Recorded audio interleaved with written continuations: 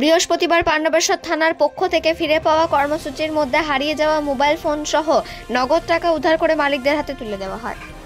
পান্ডবেশ্বর থানার পুলিশের তরফে ফিরে পাওয়া অভিযানের অধীনে হারানো মোবাইল ফোন ও নগদ অর্থ তাদের আসল মালিকদের হাতে ফেরত দেওয়া হয়েছে।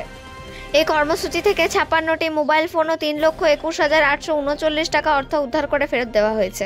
পুলিশ প্রশাসনের এরূপ উদ্যোগে ব্যাপকভাবে উপকৃত হয়েছেন মোবাইল ফোন এবং টাকা ফেরত পাওয়া মানুষেরা এবং তারা পুলিশের প্রতি কৃতজ্ঞতা প্রকাশ করেছেন।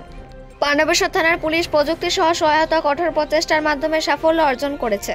এই অনুষ্ঠানে পান্ডবেশ্বর থানার ভারপ্রাপ্ত আধিকারিক মানব ঘোষ, পান্ডবেশ্বর ট্রাফিক গার্ডের ভারপ্রাপ্ত আধিকারিক বিশ্বজিৎ কুণ্ডু, পান্ডবেশ্বর থানার এসআই সঞ্জয় ঘোষ, অলোক মজুমদার, সোমনাথ মুখার্জি সহ একাধিক পুলিশ আধিকারিক উপস্থিত ছিলেন। পান্ডবেশ্বর থেকে অজিত মিশ্রা, রিপোর্ট নিউজে।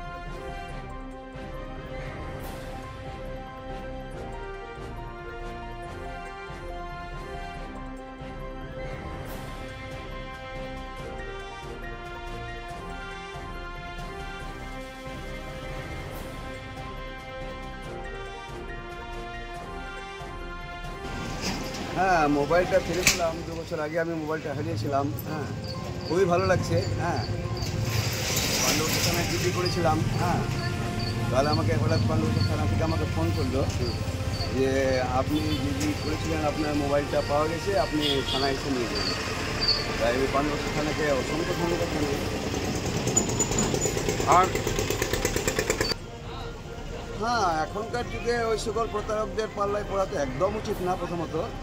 আর দ্বিতীয়ত, যে এই ধরনের বিভিন্ন ধরনের যে সকল এখন কার্যকলাপ চলছে, সেখান থেকে একটু নিজেকে সংযত থাকাই ভালো।